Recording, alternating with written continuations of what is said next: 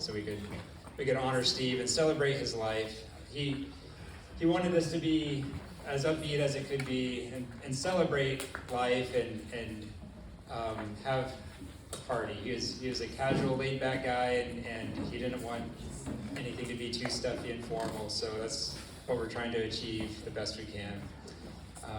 We're going to start off with, I'm going to say a prayer, and I'll give a short memory that I have of my father, and then Gary's going to give the eulogy, telling about his qualities and characteristics and stories, and then we're going to go through the children, and each giving just a brief story or memory. Jan's also going to share a memory about Dad, and then Christina will give her memories. After that, we're going to watch a video tribute, and then Josh Nason, which is Dad's stepson. You have a poem, or just son-in-law, sorry, yes. Adopted.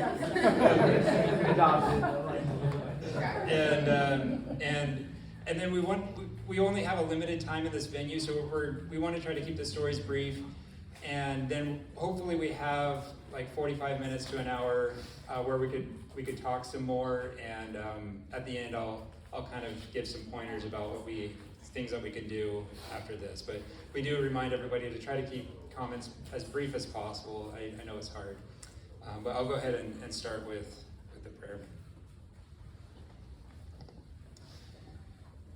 Our dear Heavenly Father, we are grateful for this unique occasion where we can gather as friends and family and celebrate the life of Steve Foley. We are grateful that we've been blessed with his influence and his love in our lives. We ask you to please help us to understand thy mysteries and thy plan for us. Please help us to accept thy will and to recognize thy hand in all things. Father, please help us to remember our many blessings and the mercy and grace for each of us, thy children. We thank thee for the gift of our Savior Jesus Christ, and that through him we can overcome death, sin, and all pain and sorrow. Please bless us to find joy and peace throughout this memorial and celebration. We ask thee for a special blessing for Christina.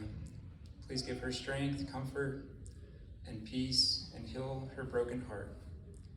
Please help us to be able to uplift her and care for her in this time of need.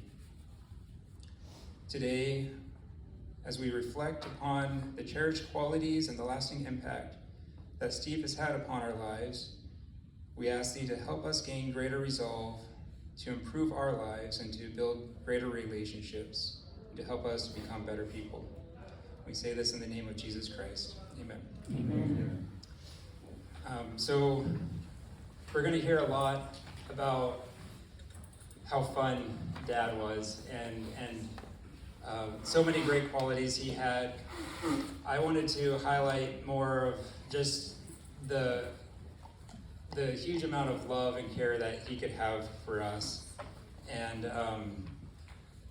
how optimistic he was in his life, even through those hard times. Except when it came to the Dallas Cowboys, he was not ever optimistic about that. But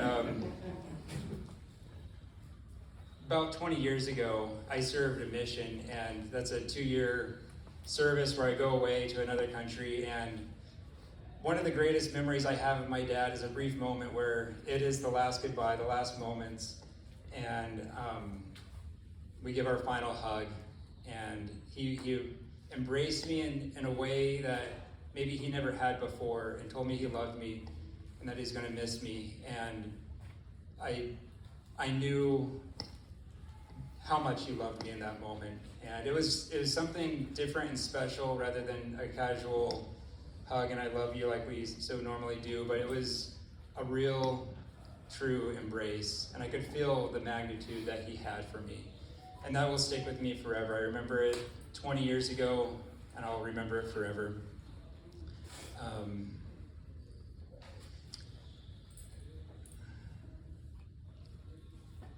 Throughout his many trials and illnesses, he always seemed optimistic. And he continued playing basketball. He was an avid basketball player, and he would not let his illness stand in his way. And so he was always strong, and he's always active. But a couple of days before he passed, I spoke to him on the phone, and every word that he put out was forced, and it just took such effort to tell me. His last words to me was telling me how much he loved me and that his love would go on forever with no end. And the night after he passed away, I dreamt that my dad was talking to me, and perhaps some people would say this is a subconscious thing or something more, but I talked to my dad, and he sounded as he always had. He had life and vigor, and he told me that his illness was in the past, that he's moving on to new things, and he had that same optimism that he always had. And I was confused. I woke up, and I thought my dad was alive. It was that real to me. His voice was in a dream unlike I'd ever heard before, and I had to remember that no, that was just a dream, but it gave me a comfort that I believe that he lives on and that he's happy right now. And through our memories of him and through his influence in our lives, he will live on forever.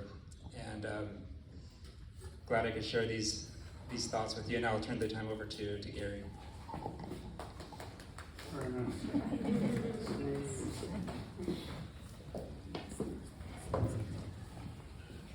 you hear me? Probably don't need this, do you? Ask the family in the back. Can you hear me in the back? Yep. You guys hear me? What is this thing doing?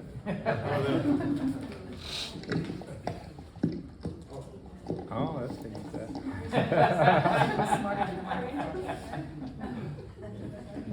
Well, Joel sent me this from John Marsh last night, or this morning, whenever it was, and I thought I was going to incorporate it, but I think I'll just read it first. John Marsh was Bagdell's first ward back in teenage years, and Steve and John were really close. I'm sure you guys heard his name all your lives. Anyways, he's in Hawaii, had a horrible time getting there, family reunion. He was planning on cutting his trip short coming here, and I said, there's just no way with the way the flights are. He said, I would like to share my warmth and love and sympathy to the family. I could not have asked for a more wonderful friend through high school. I will always remember the movie he made, Good, the Bad, and the Ugly. Has everybody seen that? And that hat he wore all through college. And the lava lamp in his room, and playing church basketball. My brothers Henry and Rick reminded me how we affectionately called him Little Buddy. Have you heard that? No, but it's.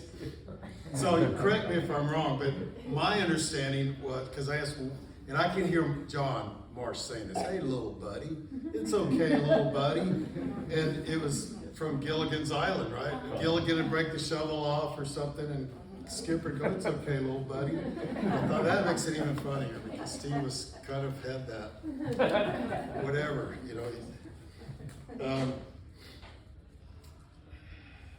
I will always be indebted to Steve and his family for inviting me to stay with their family one summer while my parents were serving a mission.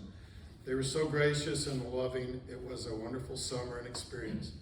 My warmest sympathy and love to his family at this time. To Christina, thanks for taking so good care of him the last few years. May the Lord bless you and the family with peace and the comfort in this difficult time. Warm sympathies of love and regret for not being able to be there.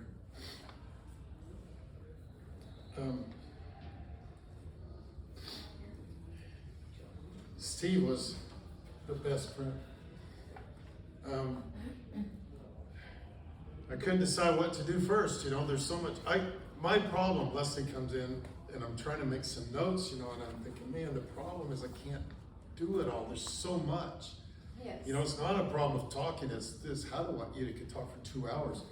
My kids all know if I say Steve Foley, they all want to hear the story because it's gonna be good. And he just had situationally, he's the funniest guy I've ever known. You put him in a situation and you had to watch him. You didn't always catch, you know, if you didn't know to watch him, you're gonna miss it, right? I remember one time, my dad, those of you know my dad, he would always keep from laughing if he could. He wouldn't let that laugh out, you know. And Steve got him one day. We were gathered around. Teresa had just been blessed. My dad was up, and we were over in we had an apartment, so there wasn't much room. We're standing eating cake or pie that Scarlett had made. And I finished my plate.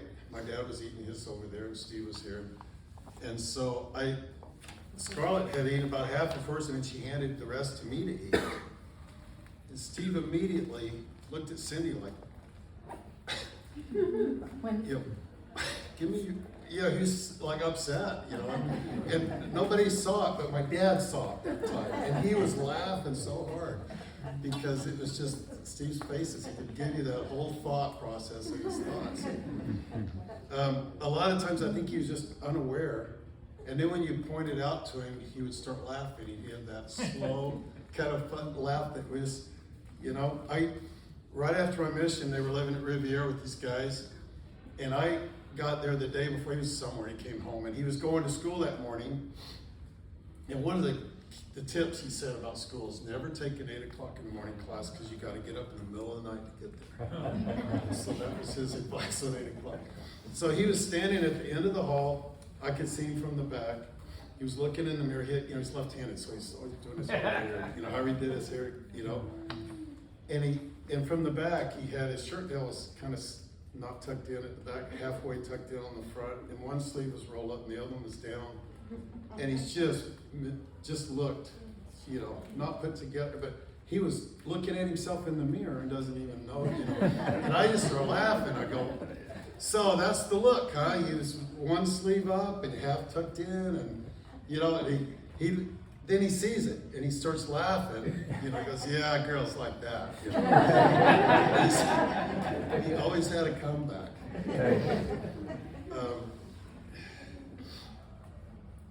I don't know if anybody that knows him. This is part of what I loved about Steve was his feet were horrible, stunk. I don't know, in the latter days, he wore flip-flops, I noticed a lot. But he had socks that he was embarrassed about it for one, but he knew he couldn't do anything about it, so he like doubles down on it, right? He just wears the same socks to play basketball all the time. He would say he stands them up in the corner, he gets them nice and stiff, and when he gets sweating, they start to loosen up, and you know, and he would take his sock off and rub it on your arm, and the stink would not go away for days. You know, you could wash it, and it would not go away. And Steve and I were in high school. We were double dating a couple of girls out in Richardson, and I would pick him up because he was on the way, and then we'd go out. And sometimes on the way back, he'd try to get me with that sock when you're driving. You know? And so knowing that, he told me this story about when he was in the dorms. I don't know, I guess I can tell us, but yeah. He came home, and his roommate, who had been assigned him, I don't think he was really a friend that much, he knew, he had a girl in his bed. And Steve said there was a girl in his bed waiting for him to come home. I go, "What'd you do?" He goes, just sat down, took my shoes off, and she left.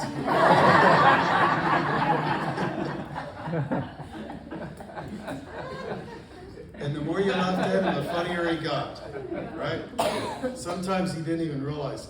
Jeff and I have to tell the story, right? Jeff and I were in with him up at BYU. We walked in, and he was in the kitchen by himself. This was at night. And of course, all the dishes and bowls they were dirty. Steve's standing in the middle of the floor, and he's got a gallon of milk, and he's got his Captain Crunch with Crunch Berries under his arm, and he's eating them and drinking them down with milk. Totally just not even trying to be funny. We walk in and we see him, and we're at the door for a while before he looks up, and we're crying, we're laughing so hard, you know. And when he looks up and sees us laughing, then he goes into this Captain Crunch with Crunch Berries commercials, what we call it. You know, I love Captain Crunch, Crunch Berries, and he just keeps going as long as he can, and then he breaks down laughing. He's laughing so hard, milk's coming out of his nose, and he's just standing there, and the crunch berry comes out of his nose. And goes, see, there's crunch berry right there. Yeah. I've never laughed so hard.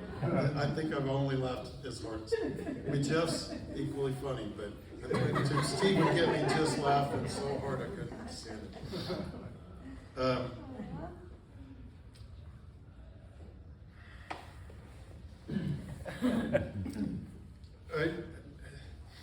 Like I said, it's hard to put all this in really short. I could go on forever with funny stories. He was athletic.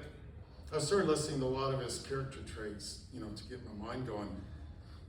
I'd say he played basketball up to a few weeks before his death. I mean, we would talk a lot on the phone. Steve, let me tell you this. Let me follow my little deal. He loved his kids. We would talk about our kids all the time, go down the list. He never was disappointed in any of his children. Most of us get together and gripe about our kids, right? Not Steve. It was always, each one of them, he would tell me exactly what was going on and how much he loved them, and he was proud of them. And then everybody go the same directions in life. And he was always accepting of that. He was never judgmental that I ever saw. And I think that's a huge thing, But he loved you, and he was always proud of you. He was kind and caring. He was a friend. He was a true friend. When my wife died, I think we talked every day for a long time. And he would always take time for me. And he was a busy person. He was a consultant. He was all over the place. And he could make me laugh. And I didn't call to cry to him. I just called to talk. It was fun to talk to him. He'd tell me what he was doing. I'd tell him what I was doing. You guys lived in Dallas at the time. We'd come over and have a pool game. We played pool. We had a pool table in our garage. And if I dated somebody for a little bit, then we'd have a test or something to play pool and see how they respond to my friend Steve. And, you're not going to pass the test, And I know one of the gals, she didn't really respond very well to the jabbing and teasing and all this, the talk that was going on. He called me the next day and he says, I just don't know. I don't think this one's going to work out. And then when I met Leslie, he fell in love with Leslie right off. He liked her. We played pool. She passed the pool game. And he just really liked her, and I could tell. And he calls me and he goes, of course, he's a consultant. And he says, well, I think you're going to need to start wrapping this up and close this deal. You got too much expenses out there. You're not going to be able to recoup them if you keep going. He talked very intellectually to me as if he's consulting me on a business deal. And it was perfect, It was good to have his approval. He was humble. He had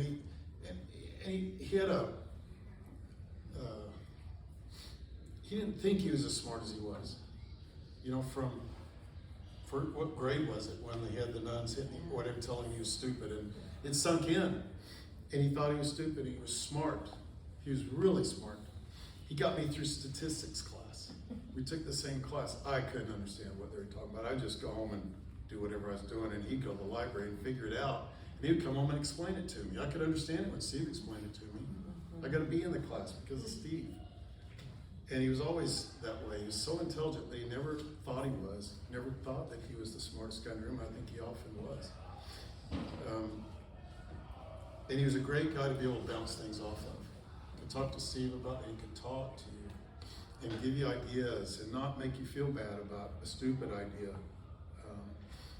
He said, what's worked in the past? Well, what's worked? What's not worked? You go through his consulting, and he had done that to big companies.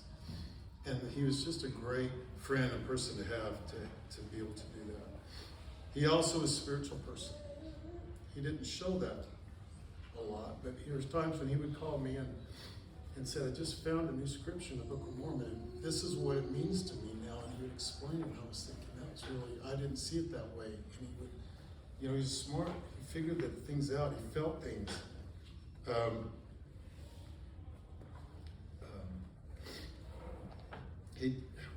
many days ago was it? We had brunch. 41 days or something. I counted up 41, 42 days ago. He comes down for his birthday, and were all the kids here? Scott, were you here? I wasn't here yet. You missed No. it. No, but what a lucky thing. Yeah. And we got to talk at brunch. We went with Jan and Phil and Christina, and I got to be with Steve, and I'm sorry, I ignored everybody. I was just enjoying being with Steve, and we were talking about different things. And I want to kind of go through the list of all of his ailments, and I don't know if I got it. Christina told me, and I still don't think I've got it in my head right. There's so much that was going on. All the time I talked to him was something else. And he told me, he says, I don't think I'll make it through my 70s. And I say, respond to something like, oh, they'll probably come up with something. Yeah, what do you say, right? And then he goes, no, I don't mean 70, I mean 70s. He was expected to live several years. Yeah. And he wasn't expecting to go, right? And yet he never really got home again. You know, you guys flew out that night. And I got to talk to him once when he was coherent. And once when you said he could hear me, I don't know. But he told me that, sitting at that brunch, he says, I know there's more than this life. He says, I've had two experiences that I cannot deny that I know there's more. And it doesn't end at death. And I testify to you that it is. This life is just temporary. There's more. The Lord's plan is amazing. We don't understand it, but it's comforting. And you say this is supposed to be a celebration, and I can't celebrate unless I know everything's going to be okay with Steve. And I think it is. With all of us. The Lord's plan is so more than we think, I think. We were talking last night driving home, so when we were in our 20s, how we thought so rigidly, and now we learn that it's not so rigid. The Lord doesn't accept sin in any degree, but at the same time, He gives us time and patience, and so much patience to get us to be able to get where we can be like Him. And it goes beyond this life. It's not just when we die, we did it or we didn't. That's not it. At least I know it's not. Let me go through this. I didn't look at my clock. I know I'm probably over, but Jill said she wanted me to kind of address his courage, and Scott did this, but he was so optimistic through things. I would talk to him for a half hour or so. We'd hang up or whatever, and I'm thinking, what did he tell me? I couldn't understand all the terminology. I don't want to take from your remarks, but you said he was one that would really study out and figure things out, you know, and he wouldn't just go to the doctor and go, yeah, what do you want me to do? And he was always doing things to try to help with us. And I started writing it down. I might have got him out of room, but I think I got him pretty close. In his 40s, he had AFib, and he had heart ablation, right? 2019, I think there was a lump that was diagnosed with new Hodgkin's lymphoma, which is, Steve told me, he says, I've got two cancers, both of them only 1% of people get, and I've got two of them. And they seem to kind of conflict with each other as far as blood thinners or no blood thinners. I mean, it was kind of like, how do you do that? And I'm doing this for everybody that's been out, doesn't really know all this stuff. Steve's, that was the one I think that he studied up on and argued with the doctor about the best treatment. His doctor wanted to do chemo and radiation, but he thought the radiation, he got another doctor that agreed with him, and they did the radiation and it went into remission. So Steve was right. Another heart ablation, then an annual checkup, found multiple myeloma, which is a bone marrow cancer. That was the one he went into the abyss, he said, right? Was it a 2-week deal or a 1-week thing? I had the bone marrow transplant. Bone marrow transplant. Which was in there a week. He called me and he was by himself because you couldn't come and go. Right. And he told me, he says, I'm going into the abyss, I'll call you when I get out. And it was, I'm sure he talked to you guys too. He went through that, but other than that, it seems like he was still able to play basketball. And he said, my life is good. And they found it in his annual checkup, so he really didn't have any symptoms of it yet, but he did have it. He's still playing basketball. Then in February, I think he had a mini stroke. He'd cut back on his blood thinner a little bit because every time he hit himself, it was bleeding. And then they said that was a problem, but so he got back on that. Then he had another heart issue. Said it was twisted. And with new techniques, they were able to fix it this time, keep him from getting blood clots and things. And then he's off playing basketball. After spending his 70th birthday with his loving family, he passed out at the airport gate. They got him on the plane to the hospital in Florida. He had a mini stroke. He got good enough after that to be able to go home for 3 days, which he called paradise. And it was, if you were there. Oh, it was like paradise.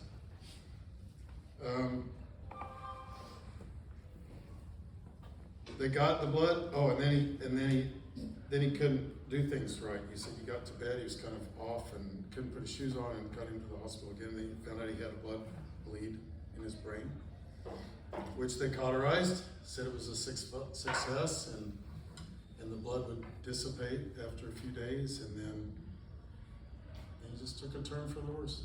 Christina says can I tell you that? Are you telling me? Tell me. She said she crawled up in bed with him the night before and said, "Are you dying?" And he said, "Yes."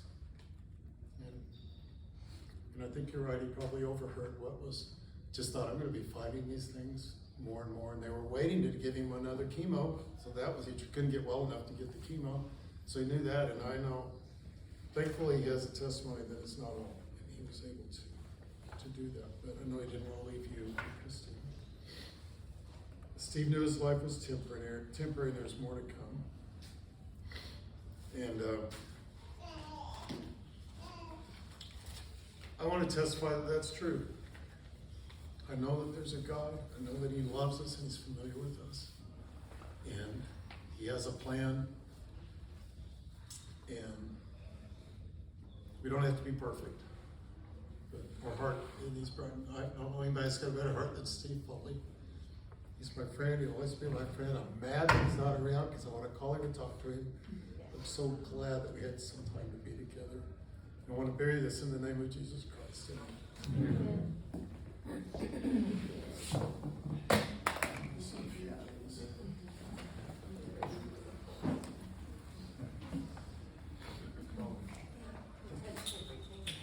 Most everyone I've recognized, but those I don't or don't know me, I'm Aaron, Steve's oldest son. And well, thank you, Gary, for everything you shared about my father, and for everyone here for the friendships and with my father throughout the years. And well, I just wanted, we're just asked just to give like a memory or remark, because we could go on and on and on and on, but I just, what kept coming up to me was just how my father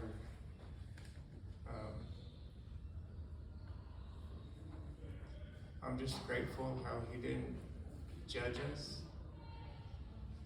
I didn't realize what a great thing that was for me at the time, looking back, and how he supported us in whatever path we were wanting to go. And I'm just so grateful for my father. And I could, like, personality-wise, or maybe interest, I could be part of the most opposite of my father almost. But we still had a wonderful, wonderful friendship. I mean, I just enjoyed talking to him every week, knowing about what was important to him, and same with him. He liked to hear from me too. And I'll always will miss that, having those, knowing he took a great interest. But I enjoyed his personality, enjoyed the fun tricks and jokes and everything throughout life. Of Of course, when we were little, he was our father too, so there was that part too, where he had, you know, put us in shape, or whatever. But I just, so the one memory I wanted to share is that was pivotal in my life. Probably about when I finished high school, I didn't have much interest in anything, but when I discovered, for whatever reason, I came across the Spanish language, and it just intrigued me. And that's something that, you know, it's great if we can all find an interest, something that we like in life. I mean, that happened to be what got me interested. And the more I understood, the more I learned, the more, you know, anyway. And I made friendships, and anyway, I decided I was going to go ahead and move to Mexico, and my father supported me in that. And if it wasn't for my father, when I announced I was going to go to Mexico, I already made friends and family that invited me to another place I was going to end up, but my father said, well, okay. And if y'all knew, there was a time he was a heavy traveler for a few years, for several years. He had all these airplane miles built up. So he's like, well, and it's about, I was going to go to Mexico, and he's like, well, what can I give you?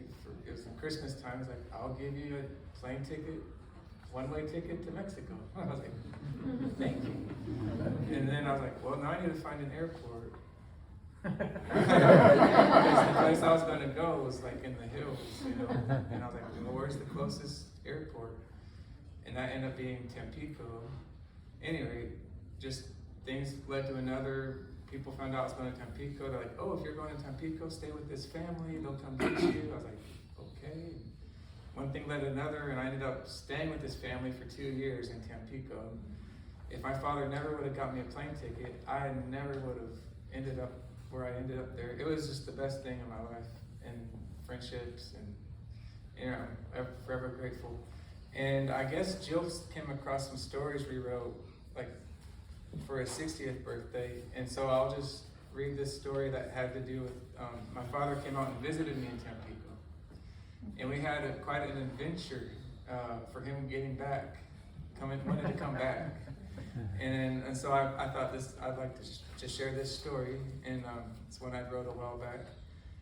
There was a time when I decided to go live in Mexico. I ended up living in a town called Tampico. It is a seaport town along the Gulf of Mexico. While there, I was thrilled that my dad wanted to visit me. I anxiously awaited his arrival.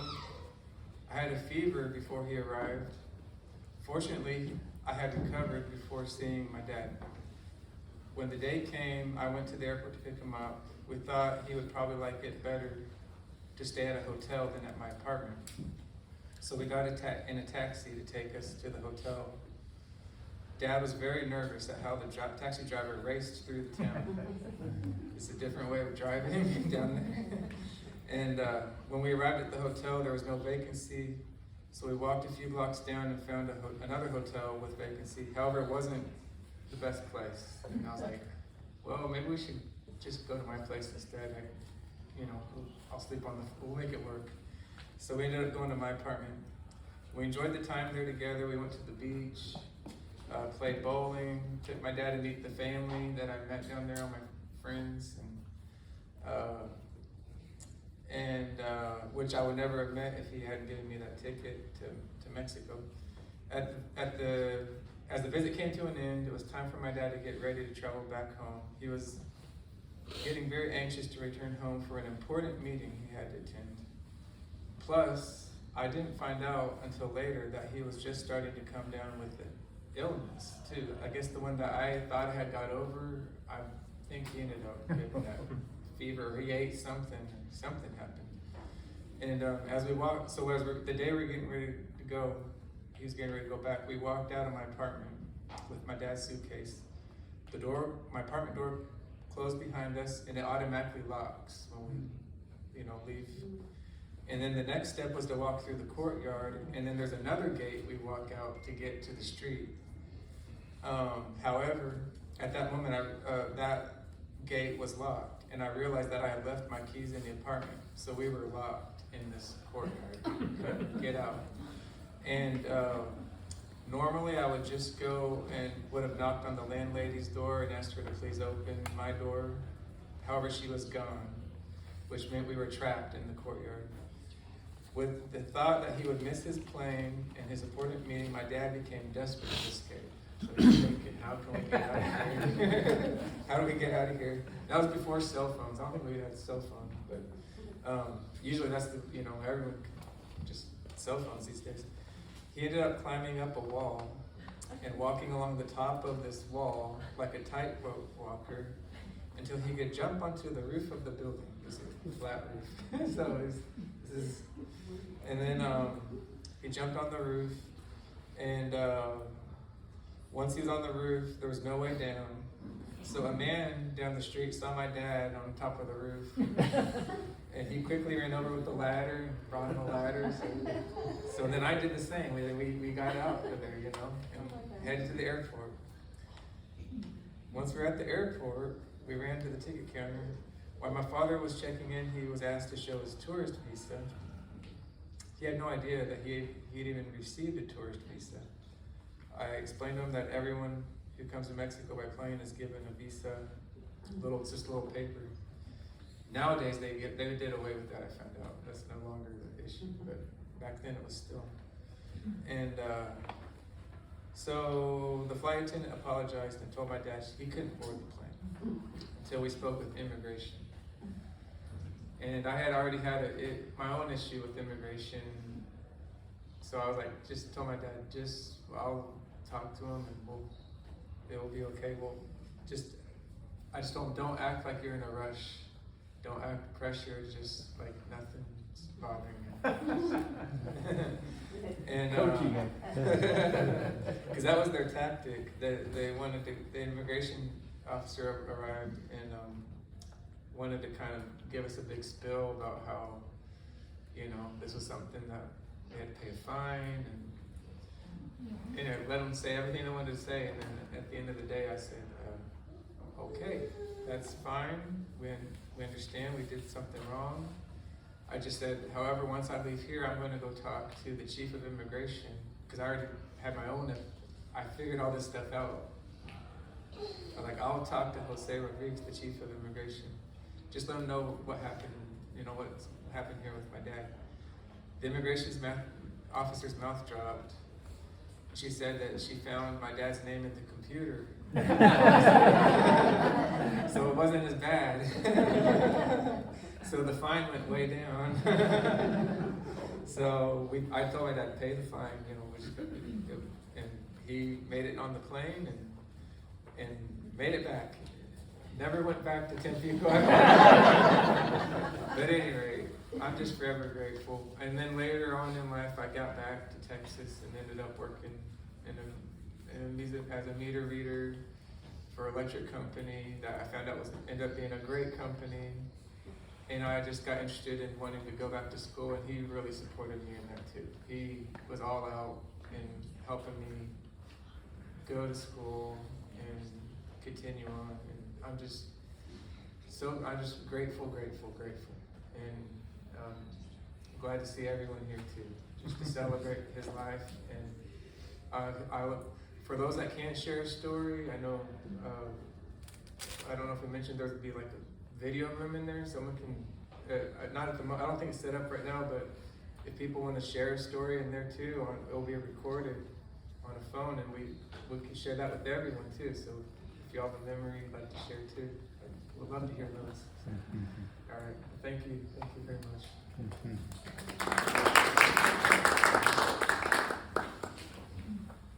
Well, we're running a little short on time. My name's Jill. I'm Steve's daughter.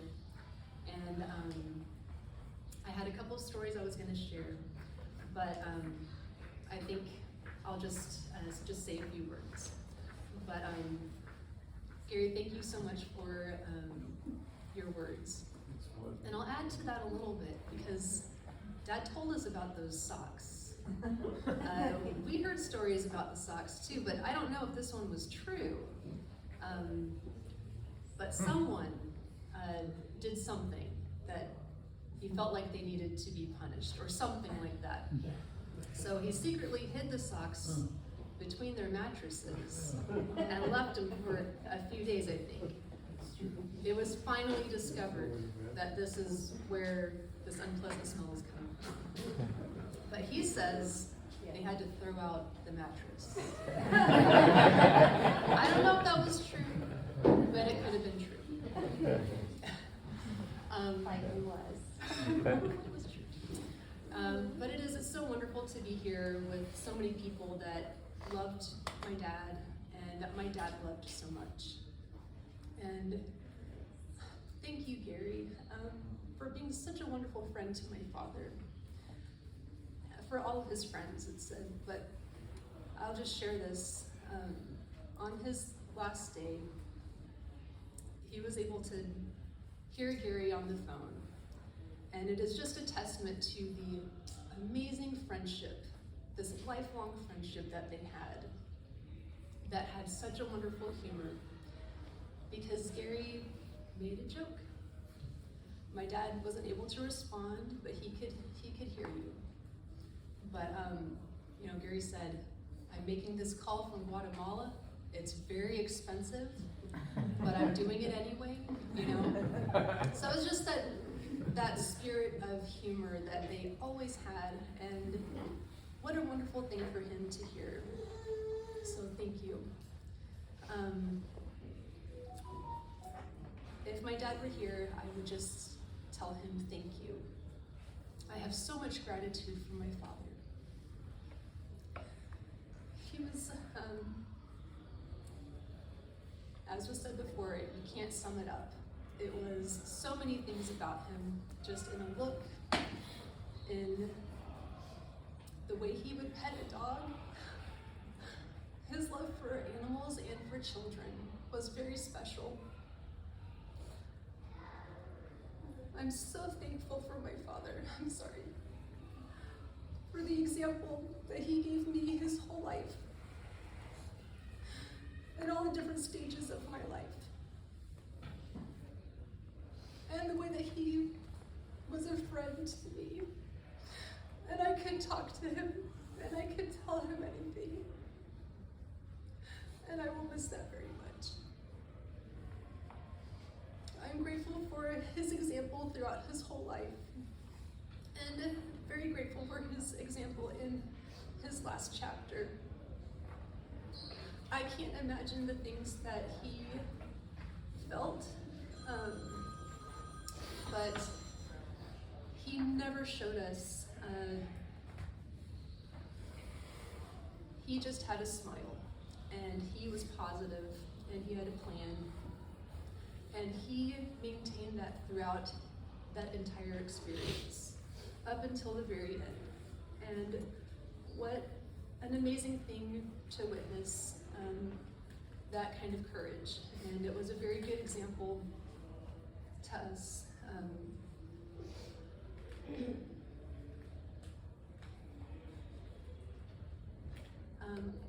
I would just tell him, thank you so much for your life. Thank you for making the choices that you did and having a family. What an amazing legacy. I'm so thankful for my family.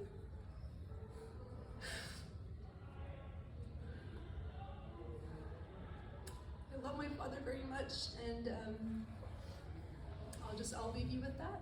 Sorry, I was gonna tell some funny stories. They were good ones. This happened, so I apologize. But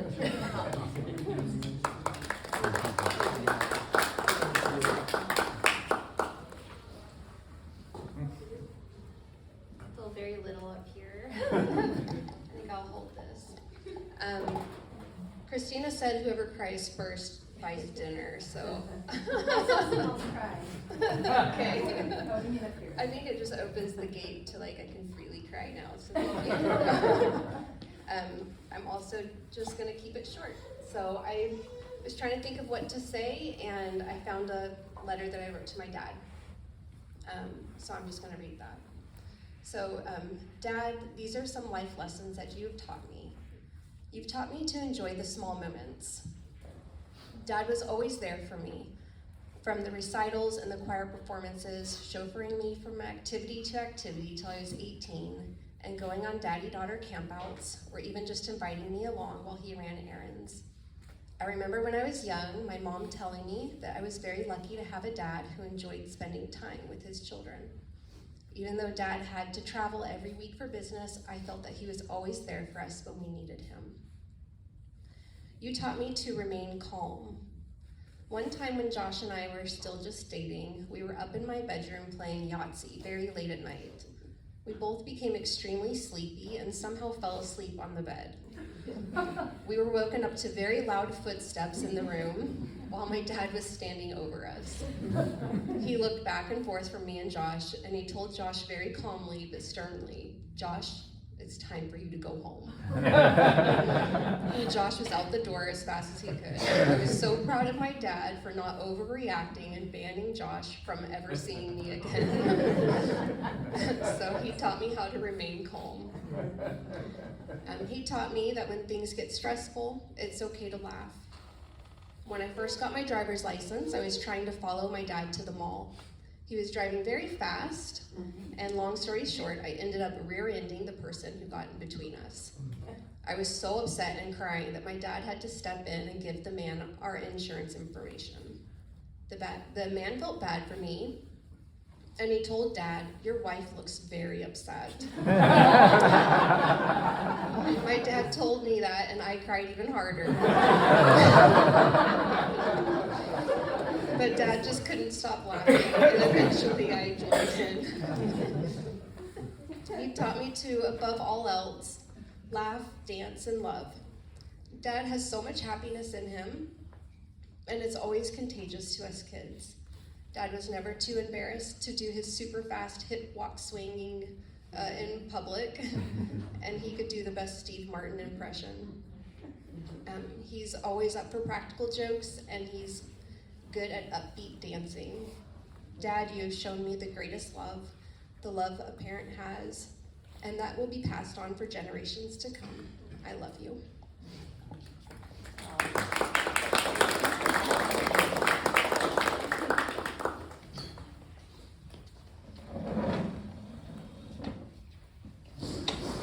Me? Oh my God. Sorry. Oh, so there we were.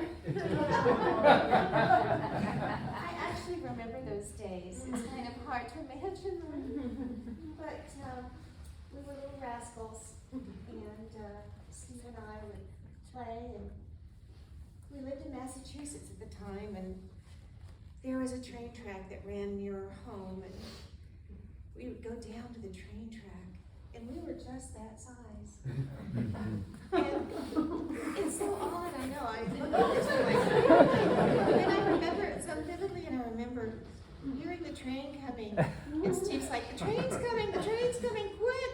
And we had to climb up this hill to get to the top.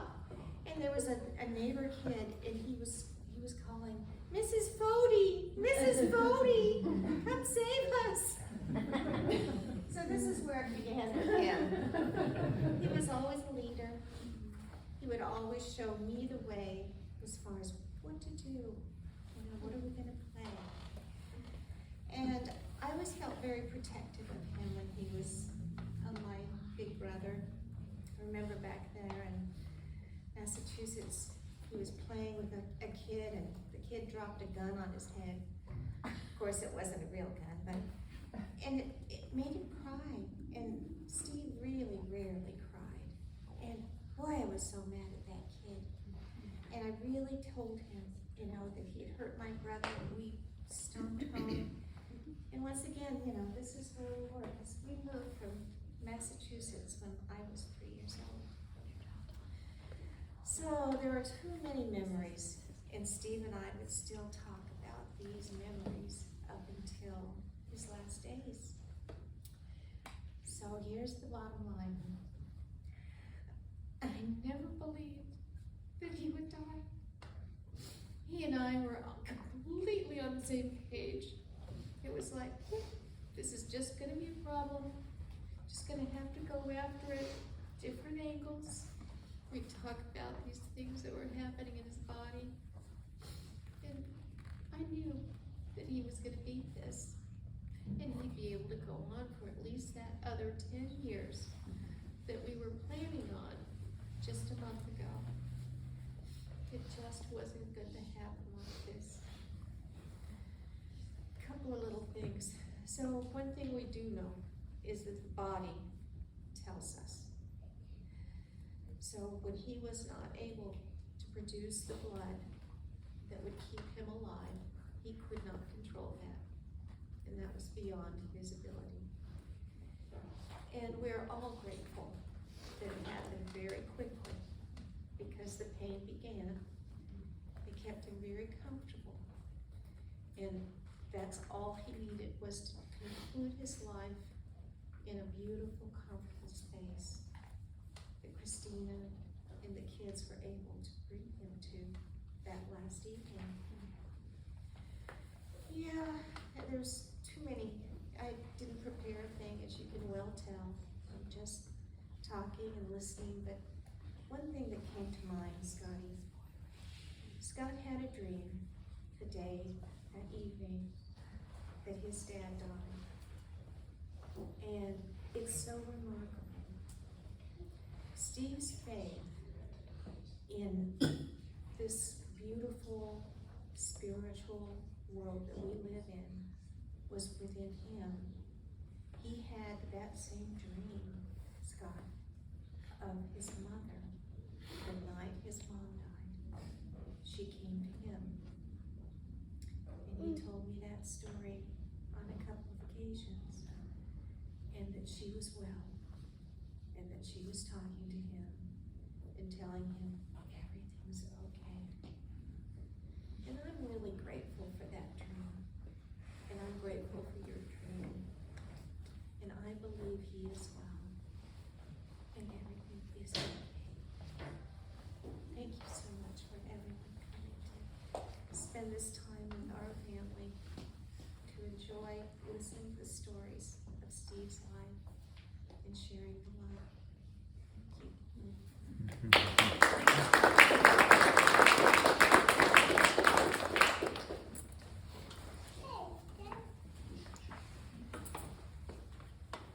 For those of you who don't know me, I'm Christina, Steve's wife, and it's good to see you all here. And so far, I think it's the dinner bill is divided by 4. Okay, so I'm not going to be added to that. And so, you know, when we talked about this celebration of life, and I was asked to talk, and I thought, how the hell do you put to words a love? So, I'm not crying, not yet. I'm on the verge, but I'm not crying. So, when I think of Steve, I think of a diamond. When you hold a diamond, it's not one faceted, it's multifaceted. And there's beautiful colors in that diamond. And everything you said, he's smart, he's kind, he's loving, he loved his children, those are all true. But there's one thing that you guys missed. He was a freaking mess. Okay, so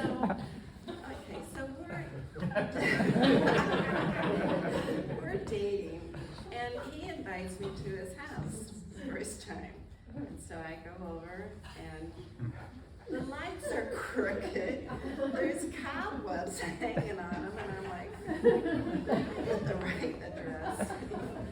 And I walk inside, and there's papers all over. I think every table had papers on it. And I was like, okay, how to impress the new girlfriend? Okay, but I stayed and we talked, and there's just something about that man that I just wanted to be with him. And so we stayed, and I'm thinking over 9 years we were together, and I put a list together. So together we went to Wyoming, I think 2 or 3 times. We went whitewater rafting, we went fishing. He had a favorite fishing hole, and when you're in a new relationship, you know, you're trying to impress each other. I went fishing with him and actually fell in love more with him by that experience because it was such a beautiful spot and the water, the stream was so clean and running, and I'm like, I know why you love this spot. It was his favorite fishing spot, and he knew that nobody else knew about that spot. So then the second time we went, there were people in his spot. And I had visited with Scott and Christy and fell down their basement steps unknowingly in the middle of the night and broke my ribs, and so I have broken ribs. Still feel bad and about he that. decides he's not going back that trail because there are people there, and so we should go the other way and climb a hill with broken ribs. I'm like, okay. I still stayed with them. Call me insane or something. Anyway. Also play golf with the broken? Oh yeah, we played golf too, and that was my best game ever. So we went to Jimmy's Lake, which was beautiful, and we climbed the hills, and I got to take my granddaughter, who's the same age as Miley, and they had a great time together. We went to Utah a couple times and visited with Gary and Leslie and Scott and Christy and met babies, and we went up to Park City. I won a trip for my work, and we went to Park City, and I'm thinking, yay, Utah.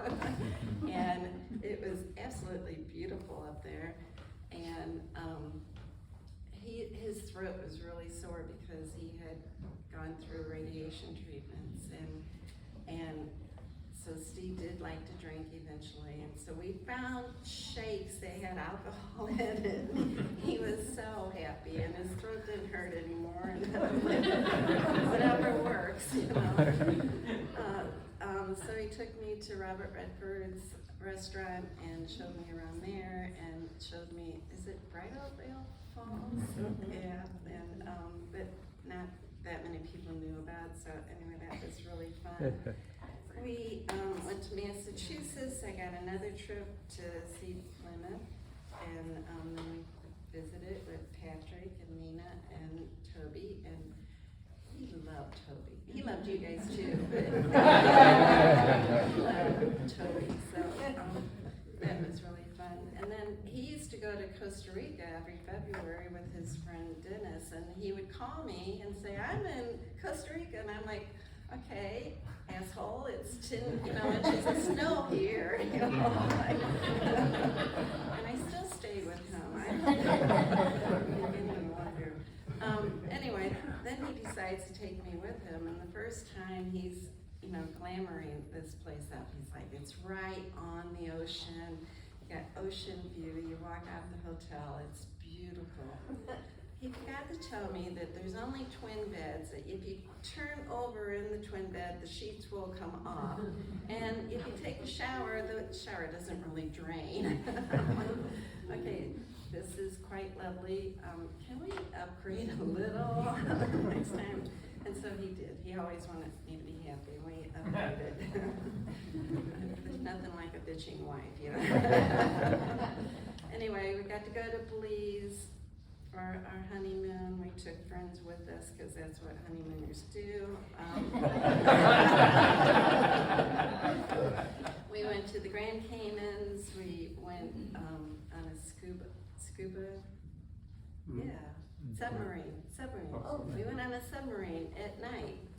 Ooh, interesting, don't do it.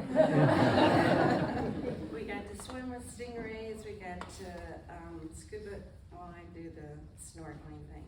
Oh, then when we went to Costa Rica, we did the ATV rides. And, okay, so we're sitting on ATVs and we're waiting because they're loading people up. And we're on this field, and I turn and look at him, and I'm like, you ready? And he's like, yeah. And I'm like, let's go. So we raced across the field just like two teenage kids and raced back. And we always just had fun. We climbed up the mountain, we rappelled down a waterfall, we did zip lines. We did float trips in Belize through caves, bike rides in Utah. I know, Cindy, you're shocked at that because he did get on a bicycle. Anyway, we went through to wineries. He had a hot tub that we added at the house, and that was one of my favorite things because I would come home and I'm not gonna.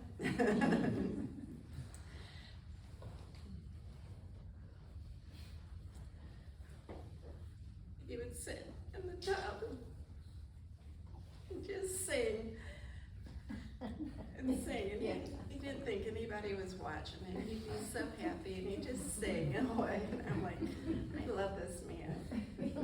Okay, that's why I stayed. So we would go to concerts and we would dance, and every time we were dance, people would come up to us and say, you two are so much fun, I want to be like you when I grow up. Okay. Anyway, too short of time together, but he taught me to be me. It doesn't matter how much I weigh, doesn't matter, how my hair looks, just be me. He just loved me.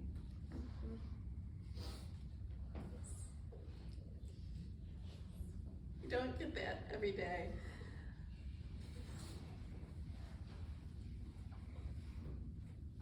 And so that's what I have to remind myself of the rest of my life. So anyway, you guys come up, I have something to give you. Tyler, you too. Tyler's been hiding. Come here. All right. So, this is a little for you. So that.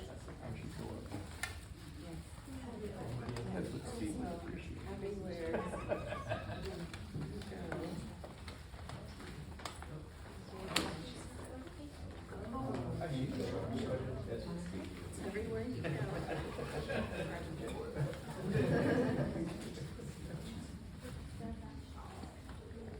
I love you guys.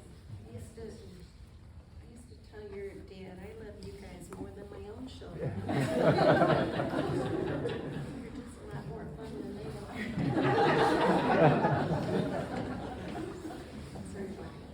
Yes.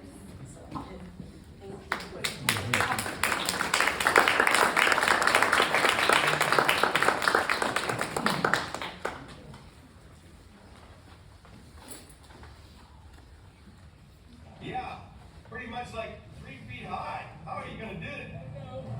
There's some more great whites out there, I know that. You're a braver man than me. And I'm gonna get this is very key, you gotta get this on right. By great whites, you mean 70-year-old white people, right? Fat? Yeah, not sharks. There you go. All right. Action cam. Booty shot.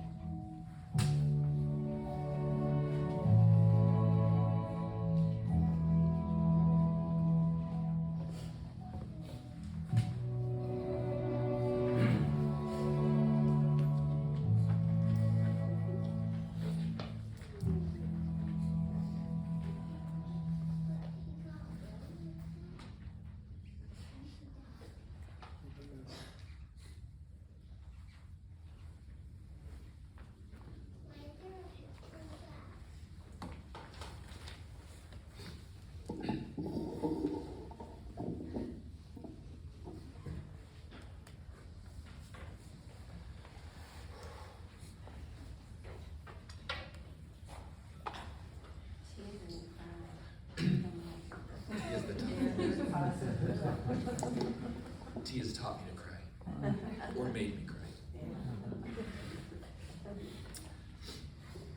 As his eyes closed on this brief day, resting in story and memory, he woke in starlight.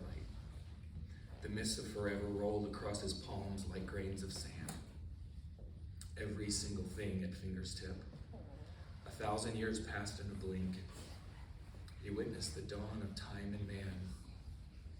And as the book of life was read aloud, with everything there to comprehend, the only truth worth focus, the endless love of family, children, and wife. Without regret, without fret, without pain. Fulfilled life. Only calendars hold sorrow and loss. A space without time awaits. The perfect soul who gave joy in joy every second he had for those he had. A heart more filled than the wet eyes in waiting, a smile to wrap the world in sun.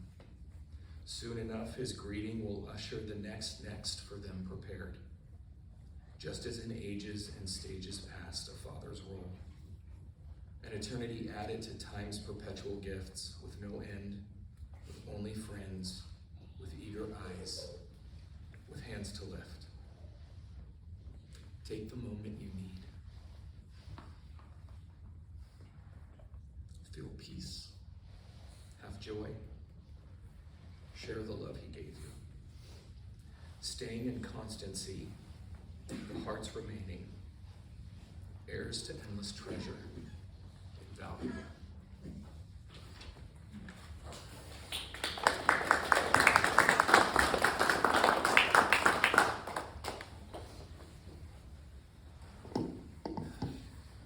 I'm so grateful for all the words that were shared today and the memories and the laughs and the tears, and it's just been such a beautiful experience, and I'll forever remember this. Again, thanks everybody for coming and for supporting my dad and being a part of his life. And at this point, we have the video room in the back, and I think someone's going to be up back there to help. If you want to share a special memory or experience you had with my dad, you're welcome to do that, and we'll put that in a record, and I think we'll send out a link to like maybe a YouTube thing or something so everyone could watch these stories that we'd like to put together. Also, there's cards on the table if you'd like to write out a memory or a thought. We're going to be compiling a book with those. Also remember to sign in at the front. But we have the room for another 25 minutes, so look through the pictures, enjoy the room, enjoy the food, and again, thanks everybody for coming. Oh, at the end, so in about 25 minutes or so, we're going to go out and release a balloon, and they get to take, are those balls for them to take home with them too? There's a little basketball for you to take home too. So, thanks.